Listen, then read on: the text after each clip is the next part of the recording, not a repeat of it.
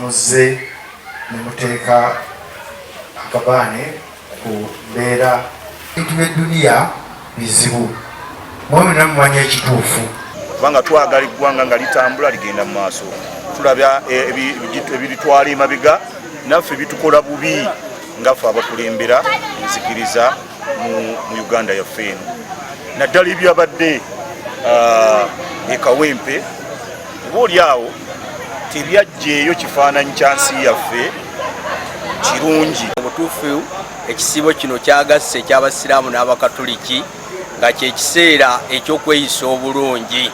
Buli omu mu butuufu mu kisiibo kino yeekube mu mutima gwe asobole okwenenya tusobole okutambula ne Katonda mu butuufu. Kyetuva mwezi guno omutukuvu tutuula wansi ne tukuŋŋaana ne tusiibula abantu si lwakuba nti tebasobola kweteekako mmere oba kugigula naye ne baba nga basobola okukuŋŋaanira wamu ne bawanjagalira omutonzi asobole okutereeza embeera yaffe gye tuli. Akaseera ke tulimu mu Uganda kalimu okusoomoozebwa. Gavumenti eri mu buyinza erina okwekuba mu kifuba naye nga tutaddeko essaala n'edduwa. Badru Baba Kizito